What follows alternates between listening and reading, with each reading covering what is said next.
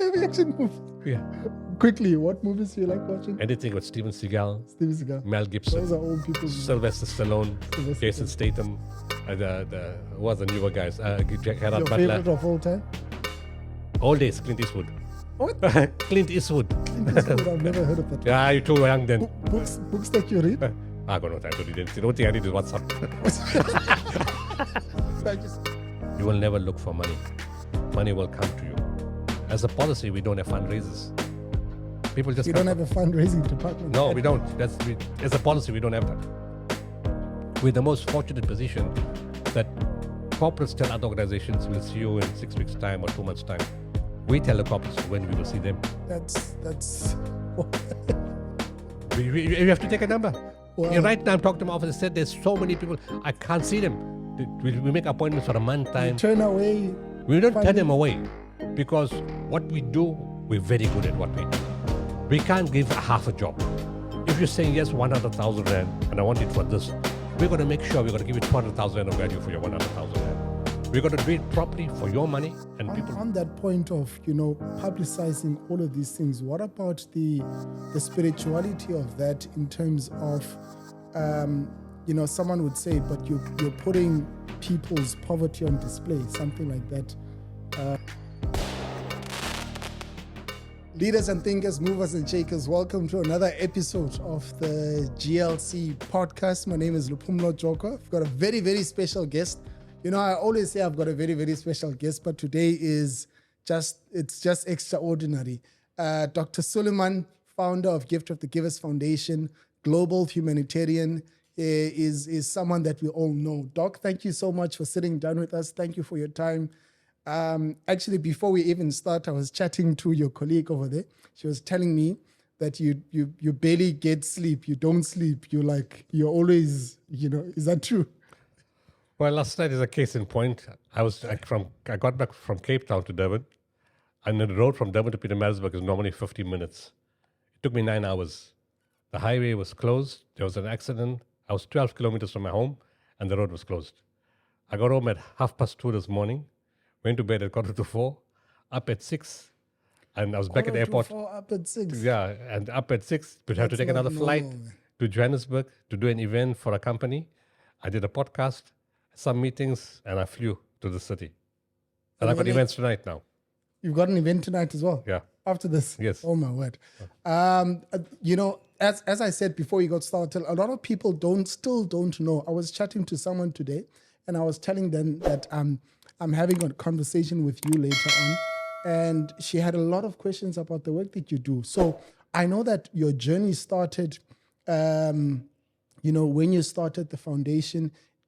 Maybe if you could take us back to when you had that conversation with your spiritual leader, what was happening in your life? Maybe if I can ask even before then, because the one thing I've really been intrigued by and been interested in is how your life was before that conversation with your spiritual leader and before you had that burden to assist and to help humanity. What were you doing? What was happening in your life? Okay. The official date when people look at Gift of the Givers is 6 August 1992. But they need to understand that Gift of the Givers is not my organization. Yeah. And I explained that it's a very spiritual basis to come to the question that you asked. It has a very strong spiritual basis.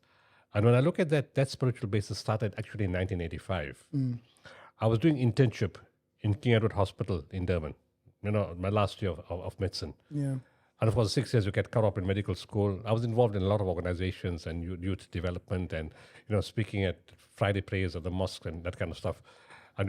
So I was involved in a lot of organizations. And then I got internship. You don't see the difference between day and night. Long hours of work. And in internship, as all youth, all have ideals, they have desires, they have goals. And they say, I'm going to do this, that, and the other in life.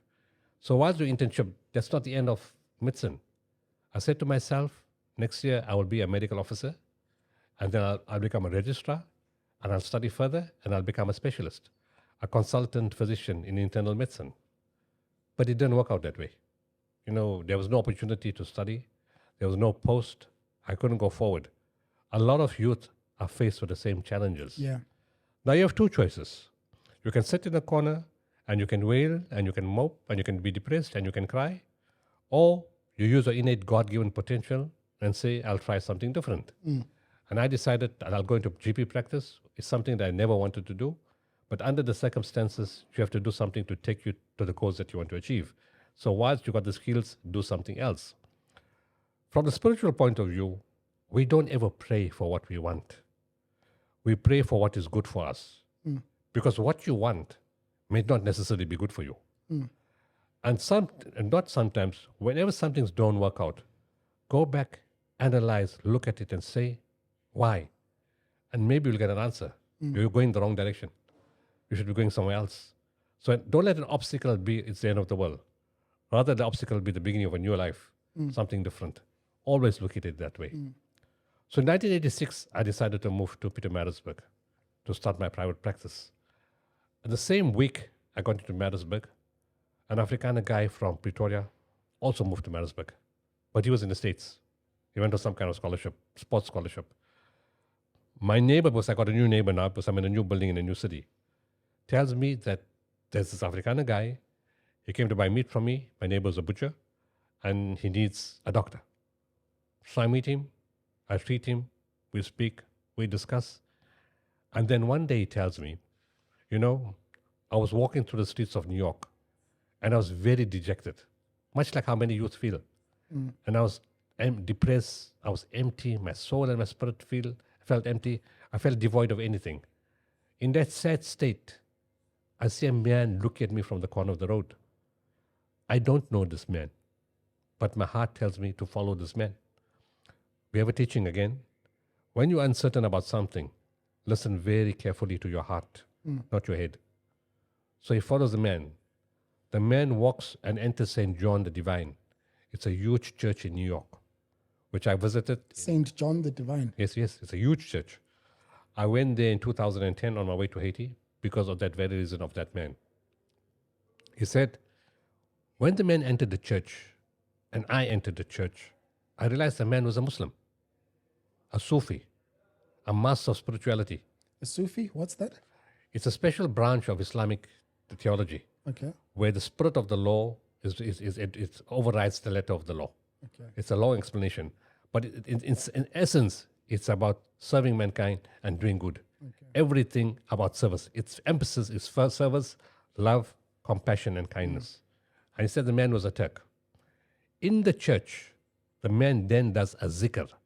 Now, zikr is an Islamic practice. It's not a Christian practice. It's an Islamic practice where you chant God's names in Arabic. So if you translate it in the different scriptures, it would mean God, the one and only, kind, compassionate, merciful, living, eternal, absolute, cherisher, nourisher, sustainer, and so it goes. And he said he chanted the zikr in Arabic and people joined him. But in that church, there was Jewish rabbis, Christian priests, Hindu pandits, other Muslims, and people of faith and of no religion. And they all participated in the zikr. And then that drew a very important point. You see, people tell us that religion is the cause of conflict. This actually proved that religion is not the cause of conflict. That the Christian elders of the church understood the unity of religion. They understood the unity of mankind, that we all come from the same source. And they had no issue with the Muslim guy reciting a zikr in the church. We then understand it further, that religion is not the cause of conflict. People who move away from religion cause conflict. Because in essence, religion teaches peace, love, respect, understanding. In the same way, you won't say, if a lawyer steals from the road accident fund, you won't say that the law society is a mess, You'll say the lawyer is a bad guy. But in religion, why do we condemn all followers? When it comes to medicine, if a doctor does malpractice, you don't say the medical profession is rotten, write it off. You say the doctor is the bad guy. Unless all of the doctors are rotten. Exactly. So we need to look at the way we position and say the things. So Mullah and I started speaking again. And he tells me, you need to go to Turkey. So I said, why? He said, the man I spoke about is a Turk. He's from Turkey. It's not from America. He comes there often. But you have to go to Turkey. That's where the base is. So I said, Miller, it's 1986. I still haven't seen Cape Town. When am I going to get to Turkey? He said something very important. Important to understand the power of faith and the power of spirituality. Yeah. So Miller says, what God wills happens. There's a time and a place. And 5 years later, it happened. My wife and I landed up in Turkey. It's a long story why we got there and what we went for. But 5 years later, we got into Turkey in August 91. I saw the spiritual teacher, not the one that Miller met. Were you going there to see the spiritual teacher? No. Or were you, It was going I for was actually something on my way to totally different? Bangladesh to deliver aid to the cyclone victims. So you had already started then? That was pre-gift of the givers. Okay. I was involved in social work in pre-gift of the givers. I was involved with youth. I did a mission to Mozambique during there was a drought there. When Saddam invaded Kuwait, funding in Mozambique collapsed. So the Mozambican government and people required assistance. And we went there and we drilled 30 boreholes. We put in malaria medication. We helped the hospital. In 91, I got involved in the Gulf War. And in 91, at some point, we got involved in taking aid. And it is different in Bangladesh Relief Fund, Iraq Relief Fund, Mozambique Relief Fund. I wasn't in an organization then. And in the process, I landed up in Turkey because of that mission. And the teacher I met was the new one. Because the one that Miller met had passed on in 1985. I see. But as part of a succession in spiritual law, in Sufi law, the next teacher takes on and it carries on as a whole chain of, now we're on the 22nd teacher right now from the history. So I went there. What Miller saw in New York, I saw in Istanbul. People from all religion, all nationalities, all in a Muslim holy place. But what was amazing that this was post-Gulf War. Gulf War had polarized the world into different religions and different civilizations that had conflict with each other. But yet there were Christians, Jews, Hindus, Muslims, people who said they don't believe, people say they're not from, and they're not certain, they don't have any faith. Americans, Russians, people from Europe, Australia, New Zealand, South America, Africa, Asia. The amazing thing was there was absolute respect for each other. No conflict, no friction. And that's the kind of thing you want to see happen in the whole world. Yeah. The spiritual teacher sees me, sees that, I'm stunned watching all this that's going on. How is this possible? And he tells me, my son, mankind is one single nation. The God of all mankind is one. We just call him by different names. Any imam, priest, sheikh, Sufi, pandit, or anyone else who promotes violence, extremism, terrorism, discord, conflict, confrontation, and disorder is not a man of God. Don't follow him. The real person of God is he who promotes love, kindness, compassion, and mercy. I fell in love with that concept. Yeah. Again, my wife and I went back to South Africa. A year later, my heart was yearning for that place because I felt a huge spiritual upliftment. That's 1992. 92. I can't explain the spiritual upliftment. It's something you've got to feel to understand it. Anyway, 6 August 1992, 10 p.m. on a Thursday night, the spiritual teacher finishes the zikr. He picks up his head, makes eye contact with me. I'm on the other side of the room, and he looks heavenward at the same time. In fluent Turkish, and I don't speak a word of Turkish, but that night, I understood every single word that he said in Turkish. He said, my son, I'm not asking you, I'm instructing you to form an organization. The name in Arabic will be Waqful Waqifin. Translated, gift of the givers. You will serve all people of all races, all religions, all colors, all classes, all cultures, of any geographical location and of any political affiliation. But you will serve them unconditionally. You will expect nothing in return, not even a thank you. In fact, in what you're going to be doing for the rest of your life, expect to get a kick up your back. If you don't get a kick up your back, regard that as a bonus. Serve people with love, kindness, compassion, and mercy. And remember the dignity of man is foremost. Clothe the naked, feed the hungry, provide water to the thirsty, and in everything that you do, be the best at what you do. In those exact words. Yes. Wow. It's amazing that you can remember that. Like Not 40 because years of later. ego, because ego is destructive. Be the best because you're dealing with human life, human emotion, human suffering, and human dignity. He said, my son, remember that whatever you do is done through you and not by you. 30 years, I'm a living witness. All the things people think I do is not humanly possible. I asked him, how come when you speak Turkish, I understand, and other people speak Turkish, I don't understand? He said, my son, when the hearts connect and the souls connect, the words become understandable. Wow. I asked him, what exactly am I supposed to do? And you're asking in English. Yeah, in English. What am I supposed to do? And he said, my son, you will know. For 30 years, I do know. What to do, what not to do, what to touch, what not to touch, how to do it, how not to do it. That's amazing. The one thing I wanted to ask you, based on the spirituality and the mentality of the Muslim community, I've often seen, firstly, it is often said that the Muslim people are the most successful globally. I've heard that quite a number of times.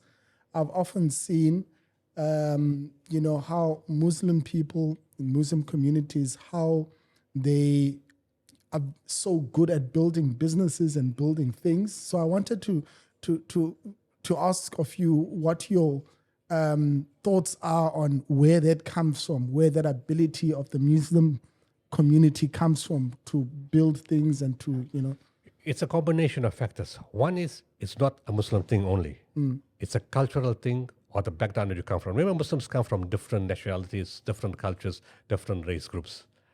And a lot of it is inborn culture that goes from the parents and the grandparents downwards. They're good in business. In different categories of Muslims, in different, from India, from the Arab world, from other parts of the world, they just got it in their blood. Business is in the blood.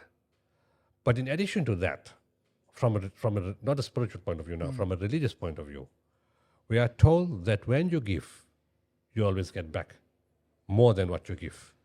Second, we are told that God is not in need of your prayer if you don't care for fellow being.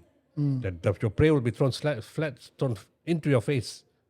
I'm not interested because God will say, I don't really need your prayer. The purpose of prayer is to prepare the mind, the intellect, the soul, the spirit, the body for service. Because it's a way of showing public. Because God himself is not coming here. When you respond to God's people, and I've seen it all over, in the Eastern Cape and all over, they pick up their hands. They said, God, you didn't let me down. You sent somebody to bring the food parcel, to help with the house, to help with the storm, to help with the floods and the drought. You sent somebody. It increases faith of people in God when somebody responds to them.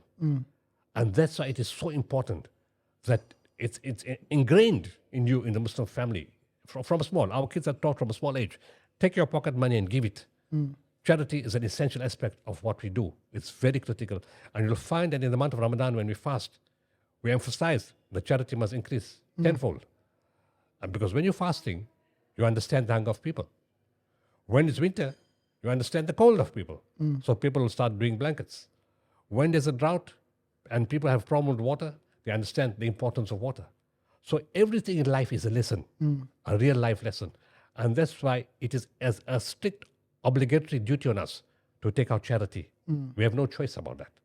And we have to give it, but God says it's more important if you do it with free will, not because I put your gun to your head. I'm assuming that essentially when you started that a lot of the donations came in from the Muslim community. Yes. Remember in South Africa pre-94, again, being Indian and not being a white and being a Muslim, there was always prejudice. Oh, you guys are terrorists. You guys... Even in South Africa, I thought that was an American thing. It was driven a lot by the media and by the communities who were not Muslim and not Indian. Well, more from the white communities. Not everybody. I mean, everybody's not like that.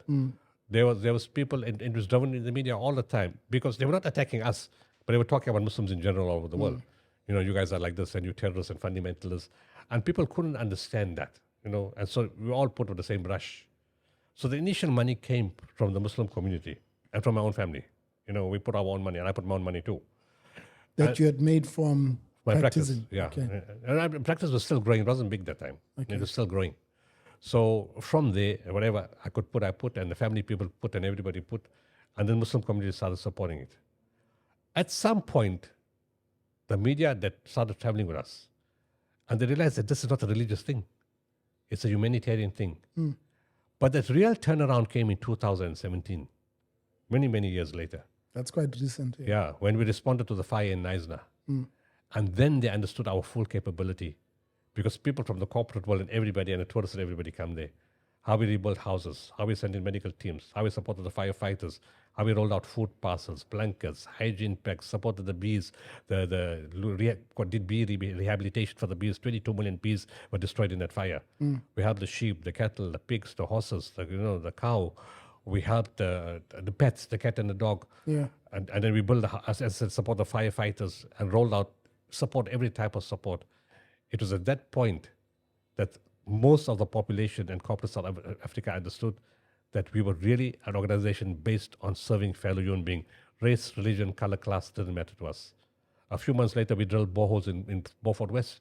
They were running dry. And at the same point, we started supplying Sutherland what fodder. In the last 6 years, what fodder, what boreholes, what food parcels for the farm workers, and even for the farmers. And then now making pellets, fortified nutritional pellets to feed the sheep. Wow. We've spent close to 400 million in trying to save the farmers and the laborers and agriculture and the economy. Wow. There's been a major shift in thinking in the country. Corporate South Africa and all groups, white, black, Indian, religious, Hindu, Muslim, everybody, have seen us as people that make a difference are following the law, exactly the instruction of a Sufi teacher. Unconditional love. Help without expecting anything in return. Yeah. Don't worry about race, color, culture. Came 2018, we helped with Day Zero in Cape Town. 2019, Makanda was in big trouble with the water. We got in there in 2019 and we're still there 4 years later. And then we expanded into Eastern Cape. Then came COVID. And in between all the fires and the floods and the storms, 2019, the floods in KZN. 2020, COVID. We supported 210 hospitals nationwide. Wow. With oxygen machines, infrastructure, PPEs, to COVID testing teams, food parcels to the nation with lockdown. Thousands, hundreds of thousands of food parcels, supporting hundreds of soup kitchens, helping people in every way. And then came 2021 and the civil unrest in Durban. Within 48 hours, we were in the areas, helping people, calming them down, providing food, because everything was burnt. There was nowhere to buy stuff. And then 2022 came the big floods again. We got involved in that. And what now? What challenges in the economy? We involved everywhere. Storms, floods, fire. We everywhere. How do you do it? Because, I know you've been asked this question so many times. You Gift of the Givers is always one of the first responders in all of these disastrous cases. So what is it about how you run the organization that makes you guys so good at what you do? And how can that be replicated by other organizations and nonprofits and people out there so that the good that you guys are doing is, multiplied? Remember, I told you the organization's got a very strong spiritual basis. So it's spiritual. It's spiritual. It's driven by a spiritual gift, that the teacher said, this is your job, your instruction to do that. He said, people will look for you. You for your money, and people maybe invested in your company, and the people that we serve, both ways. So we do a proper thorough job. But we can't do 5 half jobs. It's not going to work. Right? Because we're not involved in one thing at a time. We get hit by a disaster in Turkey and Syria. Then we have floods in Western Cape. We're not even finished with that, and there's floods in Northern Cape. And then you got cholera outbreak in Hammanskraal. And then they tell you it's in Vredefort. And then there's E. coli problems in Makanda, and all the clinics are shut. And the water is a problem in Makanda itself, and Beaufort, and Adelaide. And then you got water crisis in the Northern Cape. And then the sheep are dying because there's no food. And then there's a fire in Gogoletu or somewhere in Nyanga or Khayelitsha. And then you get a storm and tornado in Inanda, in Durban. All at the same time. Yeah. And then you did catch-up surgery in the hospital. And somebody needs help there. And the kids need stationery at the school. And then it's winter, so they got no jersey and no jacket and no blanket. And somebody's thirsty somewhere else. So we got to do all these things, but we got to do it properly. There's no second chance. So our teams, to ask your question, it didn't happen overnight. It's 30 years. Yeah. We've evolved. We've got a social media team. We've got a corporate team. We've got a financial team. Corporate team that deals with corporates. Okay. They deal with corporates because they call them, and then we advise them, your project is not good. You're wasting your money and your time. You shouldn't be doing this. And the other advantage of that, 10 people will say, we're going to put food parcels in Khayelitsha. We said another 9 guys want to do it already. What's the point? Guguletu, Nyanga, Mndsane, we're waiting in other parts of Pedi, all other areas are looking for stuff. Why don't you go there, Motherwell, and do somewhere else? They say, okay, what do you advise? And then the team will say, this is a chart. This one is giving for that one. You should give that one. That one is giving that one on the other side. So that way we don't duplicate. Yeah. More people benefit. They get the corporate get maximum value for what they're spending, and the people benefit in different areas. So that's our advantage. That's why when you have one team, that one team knows exactly what everybody else says. Now, if I spread it out to 10 different guys in the organization, nobody's going to know what the other guy knows. So we have organized teams. Everything to do with donations comes to the corporate team. Okay. They need to filter that out. We have what is called the Community Liaison Officer, the CLOs. They are the eyes and ears. They're on the ground with the people. And they say, in this area, this school needs that. There they need a garden. There they need a toilet. There they need school needs infrastructure. Here they need children with special education needs. There they need water. So they know what's on the ground. So when the corporates come, it works both ways. They want something, and we know what they need. So we filter upwards, and the message comes downwards that this is what's required, what can we do? So the teams, and then we have regular meetings, virtual and in person. How regular? Very often. In the year, they Once meet a quite a week? few times. No, we don't need to do it once a week, because it's 4 times a year or so. Okay. And if necessary, we can just slot in, because I'm the link. I go to all areas myself. So whilst we have the CLOs on the ground, and if the corporate team, I'm the guy that's on site. I design projects, I implement them, and the teams follow that. We've got a medical team, a search and rescue team, the K9 teams, the equipment team, the truck drivers, the bucket drivers, the packers. Everybody knows their role, and we bring everybody together. But those are not all full-time Full-time. Gift of the Gift Giver's got no volunteers. The only volunteers we have are the guys that respond to disasters. I don't need them every day. So how big is your team then? 109 people locally. 109. Local. Just in South Africa? alone? Yes. Okay. And 500 overseas. Okay. But that number is a little misleading, because of the 500, 320 belong to a hospital that we built in Syria. It's all our stuff. Right? We've got staff in Yemen, in Malawi, in Zimbabwe, in Somalia, in Palestine, in Syria, and in parts of Turkey.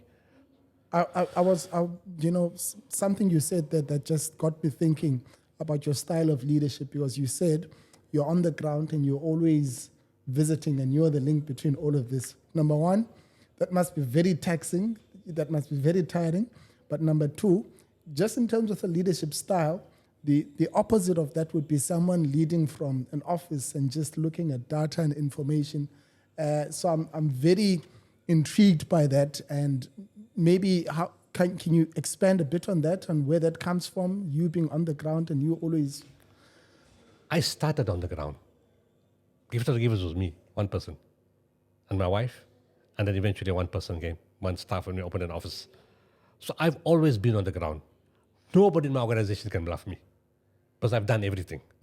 From packing a truck to carrying a maize mill on my shoulder, from sending a fax That's to so putting a stick in the wall. important, yeah. So you can't bluff me in any part of the organization. Your things, you can tell me nonsense until you fly. I can do it without you, because I've done it myself. I've been to every disaster myself. I've been to every fireplace locally, internationally, myself. I look at projects, I just look at the ground, I design projects. You can't bluff me in any aspect. Whether you bring a drilling team, whether you bring a geologist, you bring a hydrologist, I learned all those things. I know practical. I learned from them. I'm not a genius. Yeah. I learned from other people. I'm very willing to learn from everybody. Whether it's an engineer, whether it's a builder. We've got our own building teams. We've got our own drilling teams. When I say our own, we contract it out. But they're so busy with us, they've got no time to work for anybody else. Yeah. So it's about that. And to me, I always tell the government, you guys are sitting in the office, do you know what else is going on the outside? You got all these advisors who tell you the things you want to listen. But did you go check yourself? They'll tell you all the right things. You say, everything's going well. The guys are Those senior people? that yeah, you because they could protect their son. Everything's going well. Don't worry. In the meantime, it's a bloody mess, and nobody knows what's going on. That's why I like to go in the field, because besides the experience you get, the spiritual upliftment, when you see the look in the lady's eyes, or the child getting some kind of food parcel, that's priceless. You can't get that in an office. Is that something that feeds you? That gives feeds me you- all the time. Okay. And that's why I can't sit. I'm never at home. I live in planes and on the road. And I don't. My staff don't even see me. I travel. I did 173 engagements last year.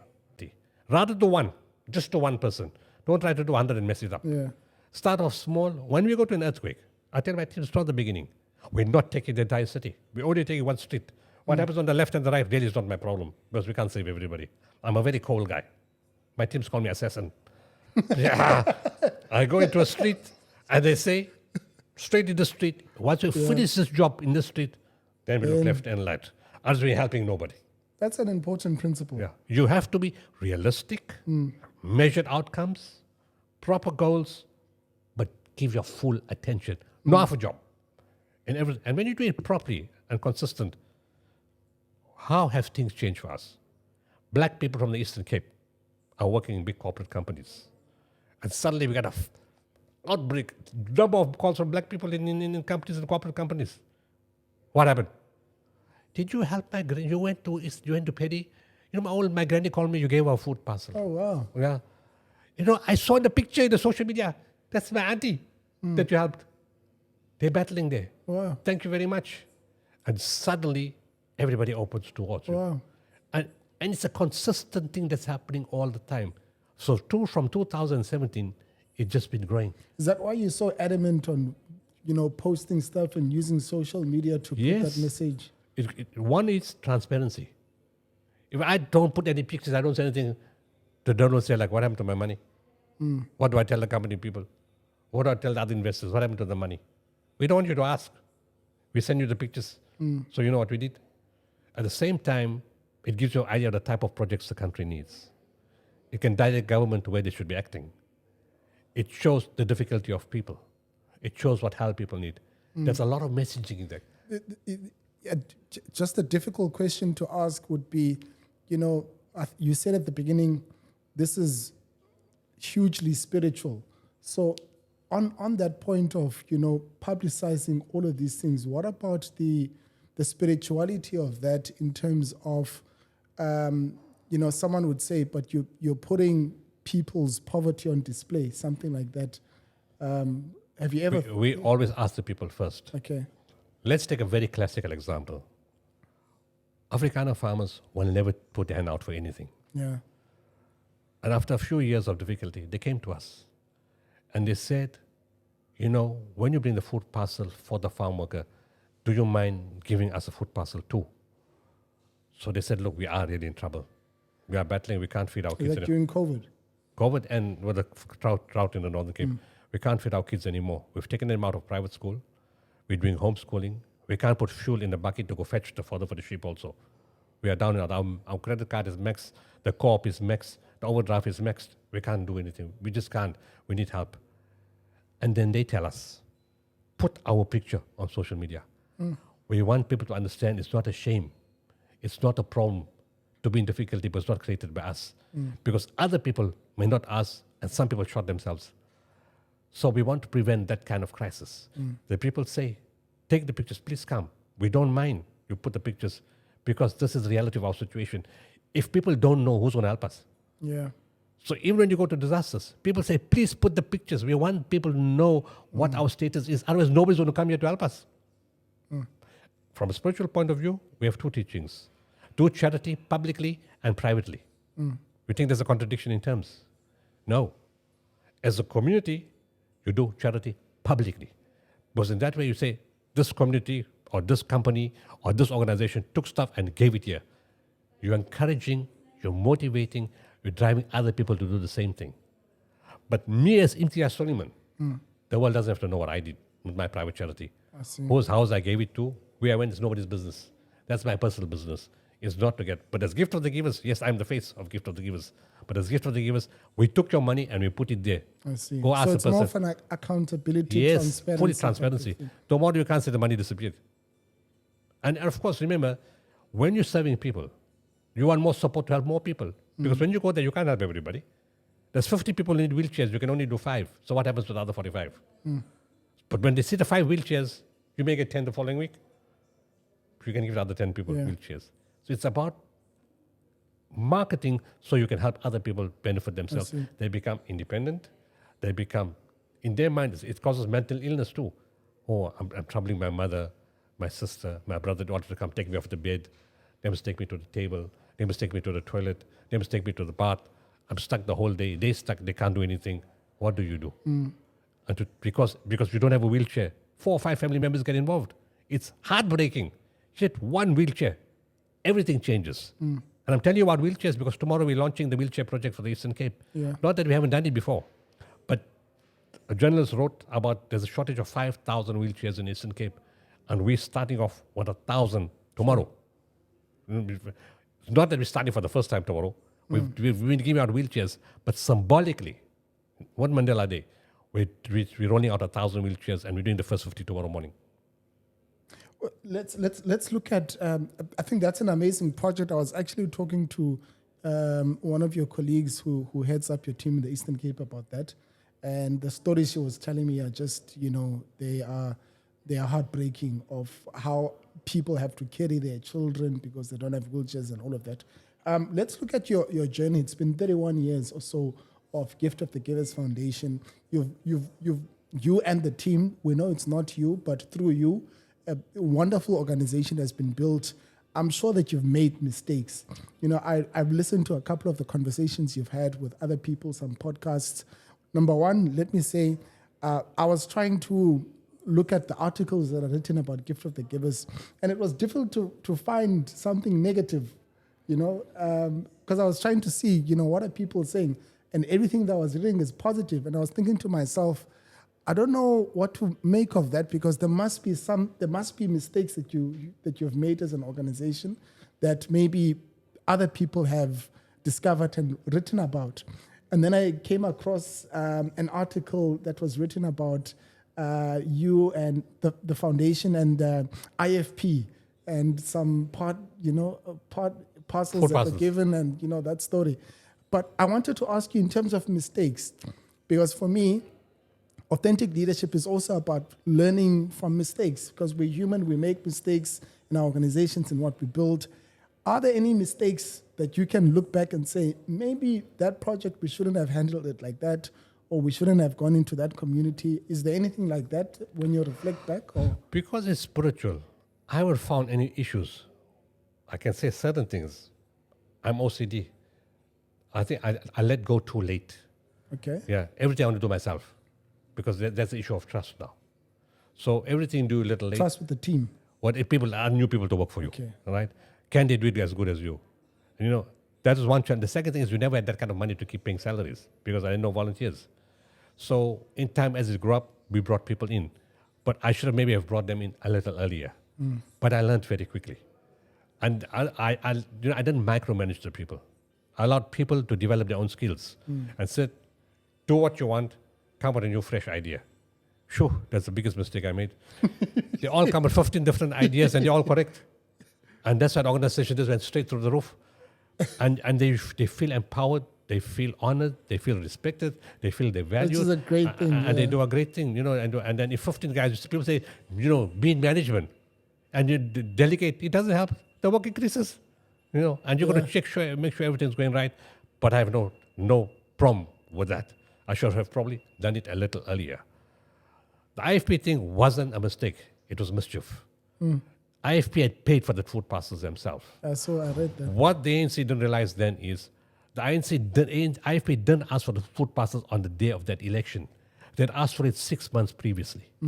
But because of the floods and so many different areas, that area was earmarked for that date long before the election was set for that. Maybe to give people some context, because maybe some people don't know. Can you give us a 30-second what happened, what was going on? No, the ANC said we gave the IFP food parcels to give to the people to vote for them for the IFP.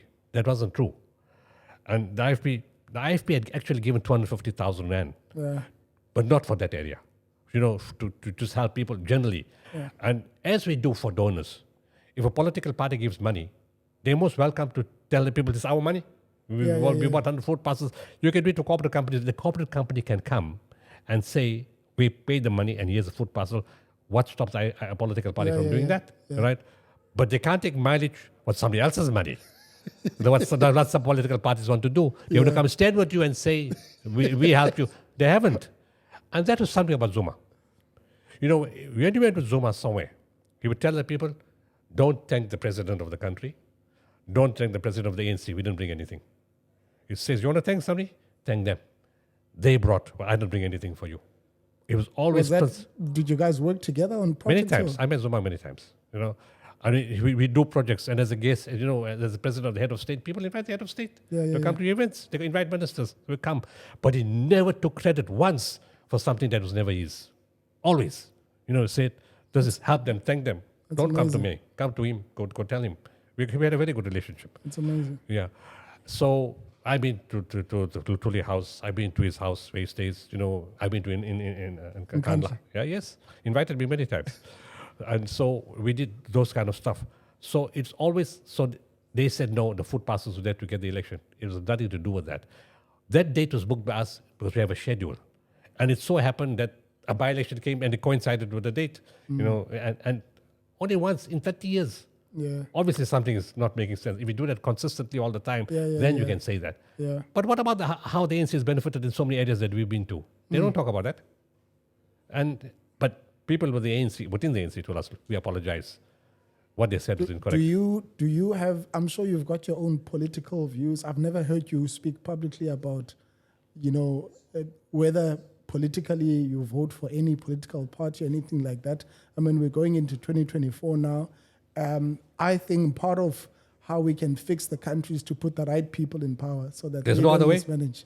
So what do you think, just in terms of where the country is going, the politics, ANC, EFF, all of these parties, There's good people in every party. We need to understand that. Yeah. There's a lot. People need to understand why are they coming to government. Why do you come to government? You say you're serving the people. Now you have to make up your mind. Are you serving the people or are you serving yourself? Mandela, Sisulu, the others served the people. They didn't serve themselves. Are you going to follow the same example? If you're serving the people, it's fine. But the people must make the choice. Don't let the political party make the choice for you. I tell people now, don't duck the next election. Vote. Yeah. But you must select your candidate. Who's your candidate? Your priest has been a very good man.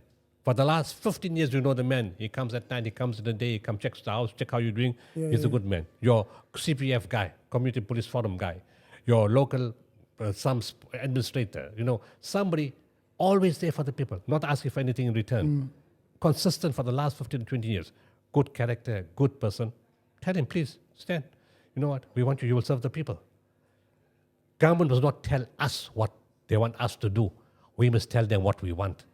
We as the people. We as the people tell them, you don't tell us what do you want to implement, we will tell you what we want. Yeah. That's how the country should work. And if you don't do the job, we take you out. We'll give you a good ID if you don't do the job properly. That's what we need to do.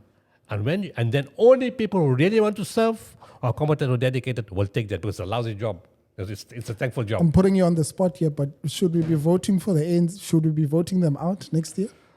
I won't say that, because there are a lot of good people in the ANC. And I keep making this point. Don't say government is corrupt. Everybody in government is not corrupt. There are people in government that's corrupt. Government is not corrupt. And when you say government is corrupt, then I'll tell you what about corporates that are corrupt. Where did the corruption start? Who inflated the prices? Who backhanded people? Who encouraged them to inflate the invoices? Who did that? Came from corporate South Africa. The problem is not the system. The problem is the individual. You see, if you've got 1,000 individuals and they're all rotten, they'll mess up the best system in the world. And you've got 1,000 good guys that care for the people, they'll fix up any messed up system. It's all about, spirituality is about the individual. You want to fix the country? Look in the mirror. Look at yourself first. Are you ethical?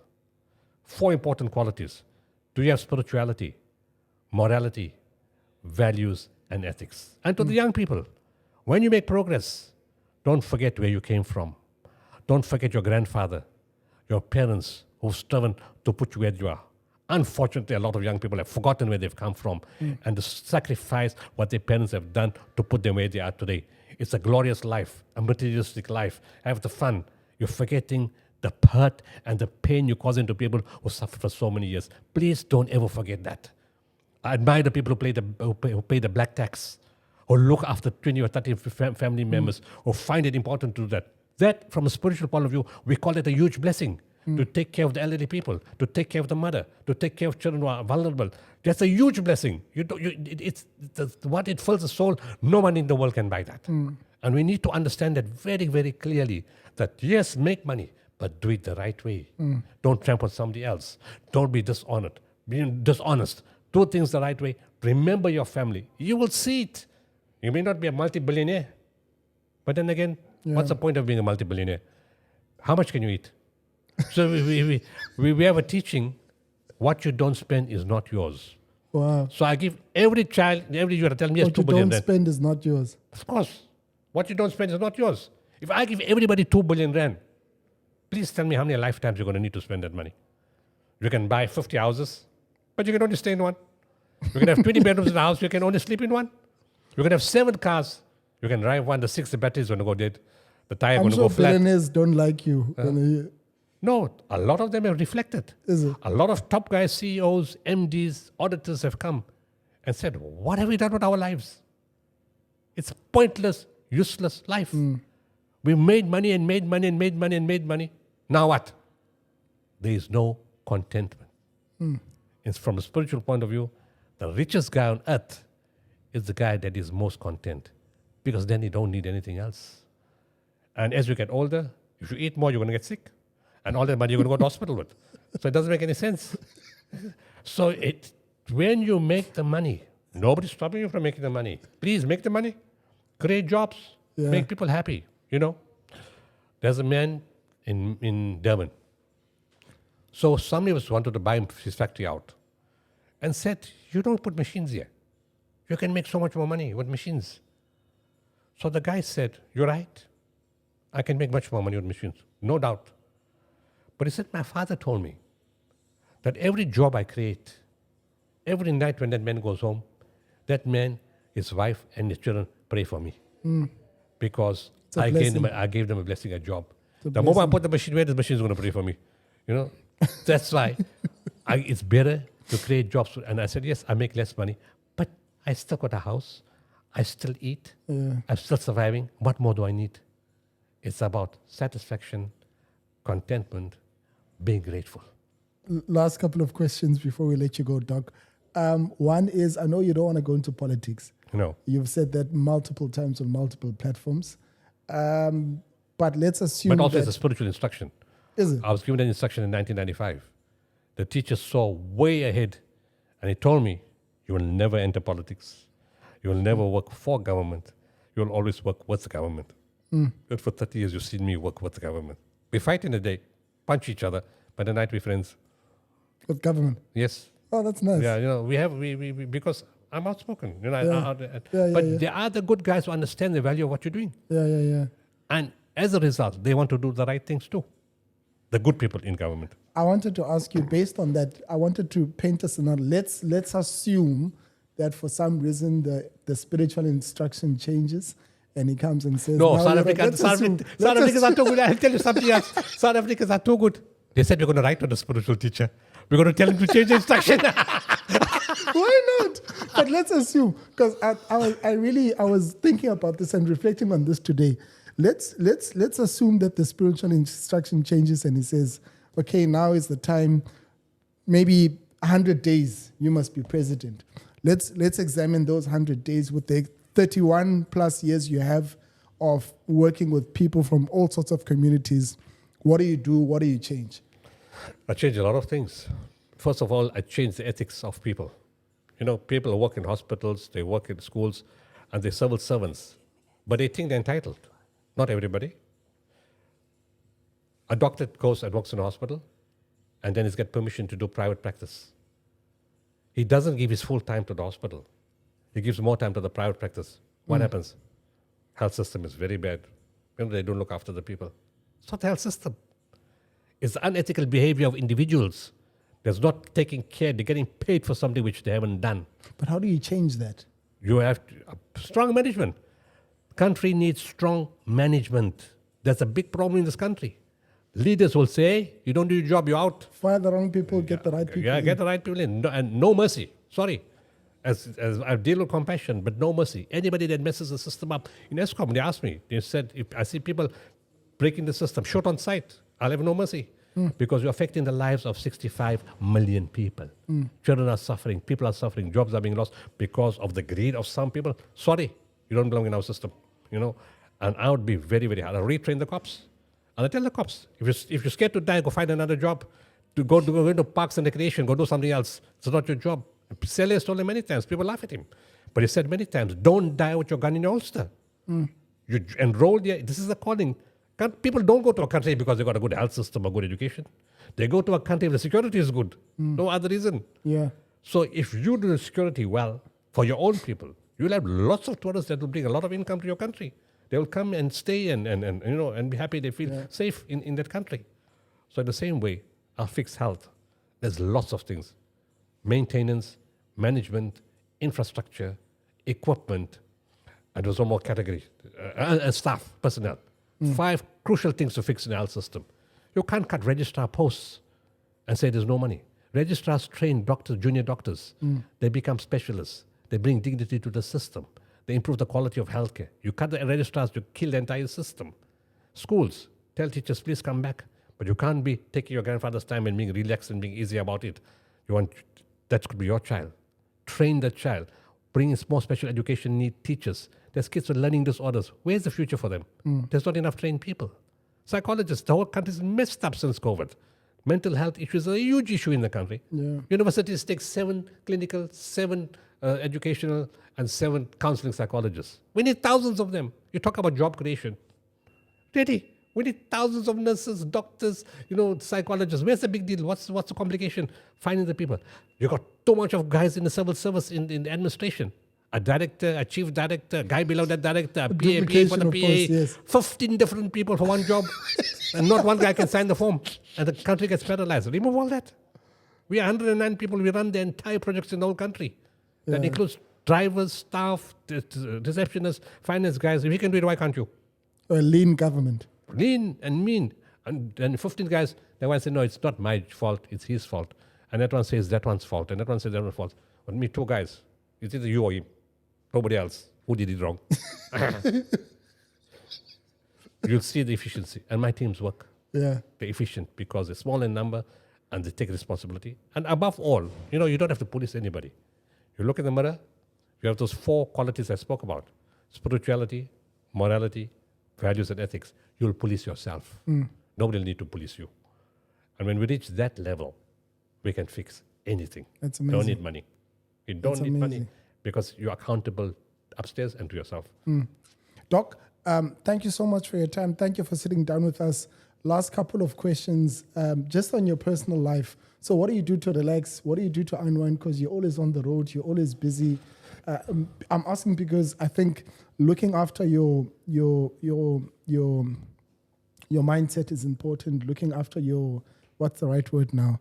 Well-being. Your well-being, your mental well-being is important. So what do you do to... You asked me earlier, did I make any mistake? I made one very big mistake, which is personal. It's not the business. The spiritual teacher said, and he knew my personality. He said 1/3 for yourself, 1/3 for the work, and 1/3 for the family. Meaning that's how you divide your time. Personal growth, family time, and every time I went back and I said, this formula doesn't work. 4/3 I give to the organization, nothing for myself, nothing to the family. That's one thing I would have liked to reverse. It's too late now. But if I had to start 30 years ago, I would have done it differently. Not neglected them the way I did. So I laughed. I said, look, I got this problem. I don't create the disasters. I would respond to them. And, it's very hard to tell a child or a parent, sorry, I can't come to you, when you know that you got the skill to respond to multiple disasters at the same time. You can send other people, Doc. Yeah, but still, I remember I told you, management, they all start increasing the capacity. And you got to, yes, I said, I don't, even now too, I already got a succession plan in place. I don't lead the teams anymore. They go, but I still got to take care of them to make sure they're safe, they're okay. My phone doesn't switch off. During the Sudan, what does taking care of them mean? Checking in on what they're doing? If they get stuck somewhere, because their lives on my head. So like Sudan evacuation, 10 days I didn't sleep because the network only works at a certain time. And the guy sends a message at 2 o'clock in the morning and you're sleeping, the chance of getting the guy out is almost 0. You can't miss that call. And because some South Africans missed the call because the network failed, they got stuck inside. It's crazy. And we had to do other things to get them out. And then other countries' nationals wanted out. So we don't look at nationality. We look at it as a human being as a human being. I could have been that human being. It could have been my child. What do you do about that? So that's the mistake. So us, in terms of relaxation, I need to watch heavy action movies. That's the thing that relaxes me. Heavy action movies. Heavy action movies. Yeah. Quickly, what movies do you like watching? Anything with Steven Seagal, Mel Gibson. Those are old people. Sylvester Stallone, Jason Statham, who are the newer guys? Gerard Your Butler. favorite of all time? All days, Clint Eastwood. What? Clint Eastwood. Clint Eastwood, I've never heard of that. Yeah, you're too young then. Books that you read? I got no time to read anything. The only thing I read is WhatsApp. Thank you so much, Doc. Thank you for your time. Thank you for the great work that you do. A pleasure. Thanks. That's with you.